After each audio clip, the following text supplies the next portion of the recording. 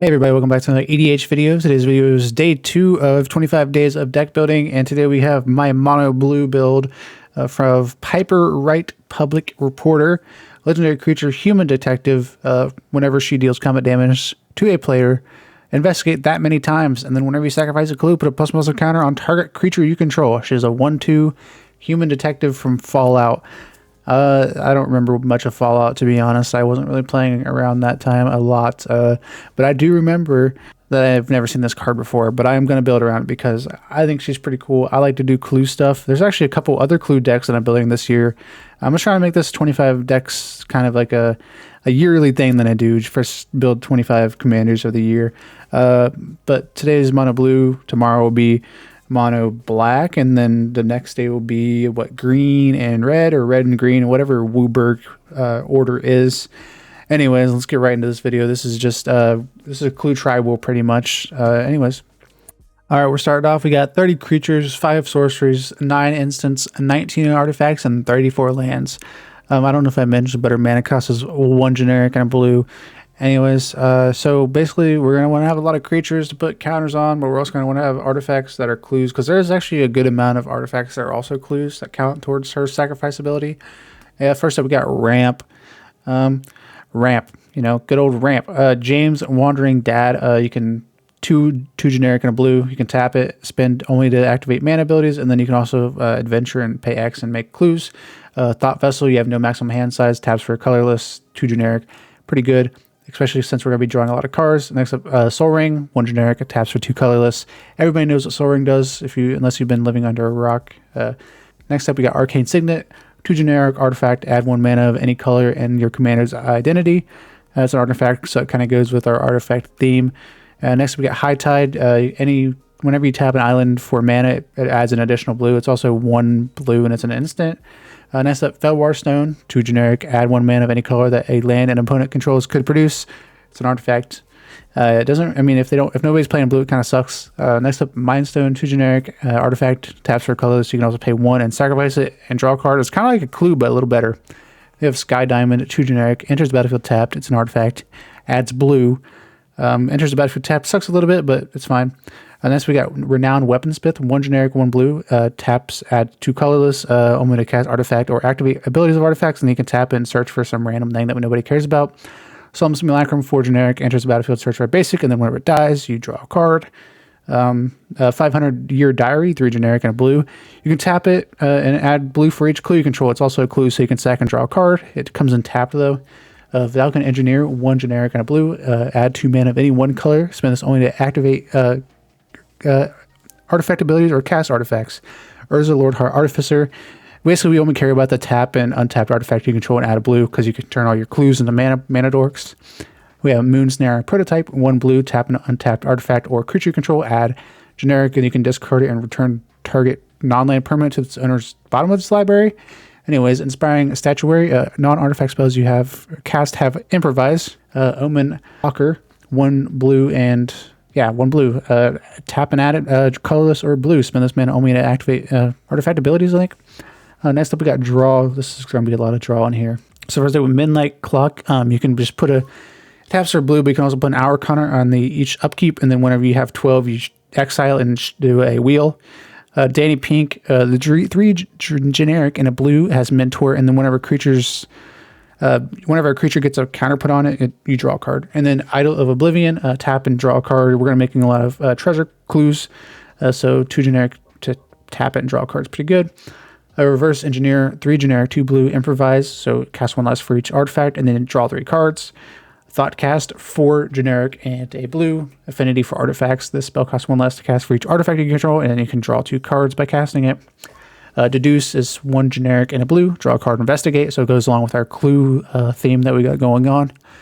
Then we have Shimmer Dragon, 4 generic, 2 blue, has flying, and then has hexproof as long as you have 4 more artifacts, and you can tap 2 untapped artifacts you control and draw a card. Then we have Sage of Latnam, 1 generic and a blue, creature or human artificer. You can tap, sacrifice an artifact and draw a card, and it's a 1/2.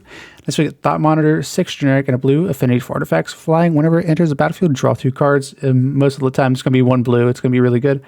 Side Master Thopterist, whenever you cast an artifact spell, you create a 1/1 Thopter, and then you can play a generic and a blue, sacrifice 2 artifacts, and draw a card. And then we have Nissa of Trekken, 3 generic and a blue, no maximum hand size, and whenever it attacks, you sacrifice artifacts, and then you tap up to X target creatures and draw X cards. Removal. Let's go removal. So mono blue is pretty bad with removal, but we got Aetherize, 3 generic and a blue, return all attacking creatures to their owner's hand as an instant. Why wouldn't it be? Anyways, we got, next up, we have Raven Form, 2 generic and a blue, exile target artifact or creature. Its controller creates a 1/1 blue bird. It also has Foretell, which is not very important.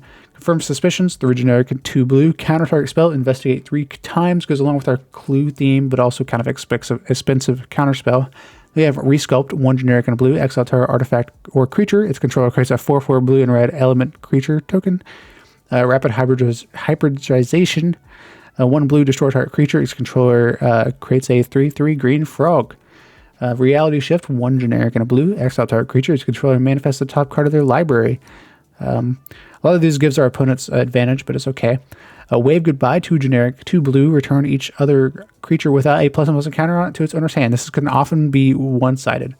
Next we got Clues. Good old Clues. They're not that good. The worst. It's honestly the better one, huh? Tamiya's Journal, 5 generic. Beginning of your upkeep, investigate, and you can sacrifice 3 clues and search your library for a card and put it into your hand. Senator Peacock, 3 generic, 2 blue. Artifacts you control are clues, and then whenever you sacrifice a clue, target creature can't be blocked this turn.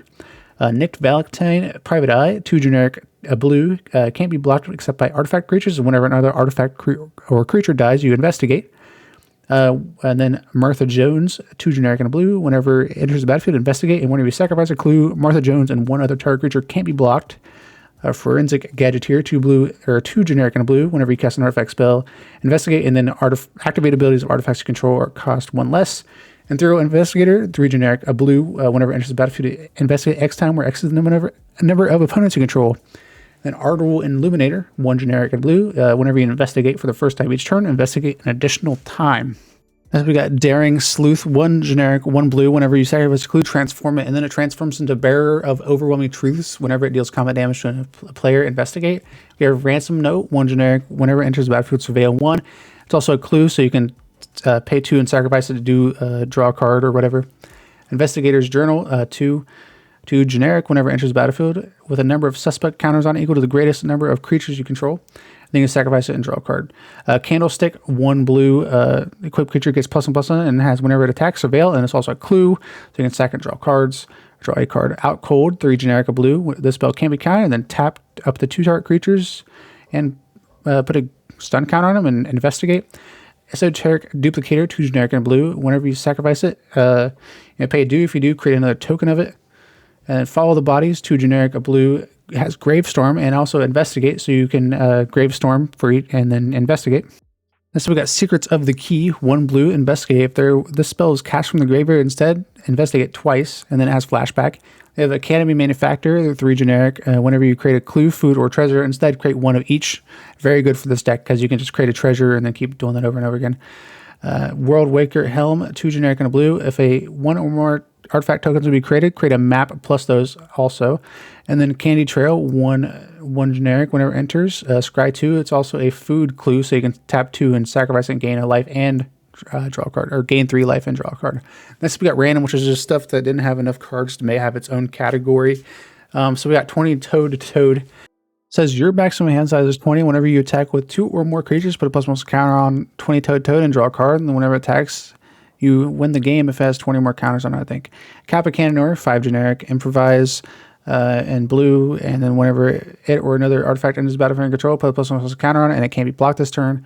Junkwinder, 5 generic, 2 blue. Affinity for tokens. Whenever a token enters the battlefield in your control, tap target non-land permanent opponent's control. It doesn't untap during its next untap step. Herald of the Secret Streams, 3 generic and a blue. Creature with +1 counters on them can't be blocked.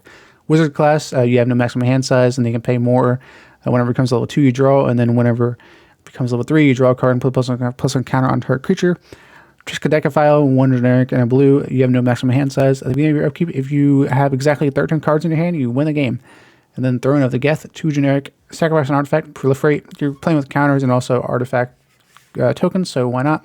Synth Infiltrator, 3 generic and a blue. 2 blue, improvise, and then whenever it enters the battlefield, it enters as a copy of any creature except if it's an artifact.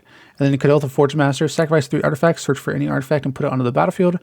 It's 5 generic, so you can just search for your best artifact. And then Archbound Ravager, 2 generic, sacrifice an artifact, put a ++ counter on Archbound Ravager, and then it's also modular. Extruder, 4 generic, sacrifice an artifact, put a ++ counter on target creature. It also has Echo, so you gotta like pay the Echo cost. Cyber Driver Awakener, 5 generic and blue. Other artifact creature you control have flying, and then whenever it enters the battlefield, until end of turn, each non-creature artifact becomes a 4/4 artifact creature. And then lands, so we're gonna have, let's go lands. This is mono blue. We're not gonna have very much. Archway of Innovation, enters the battlefield tapped unless you control an island.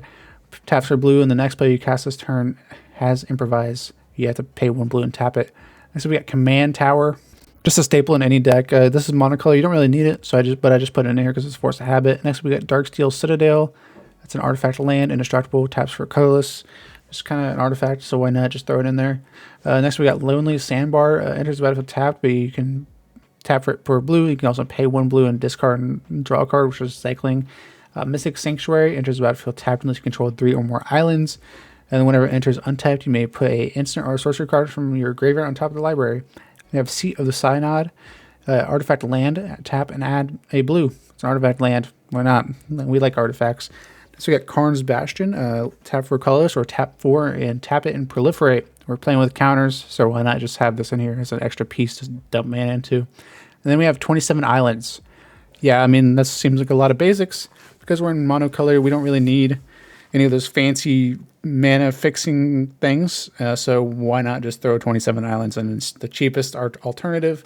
So anyways, sorry about rambling on about everything. Let's go ahead and just end the episode because this is day 2. And yeah, peace out.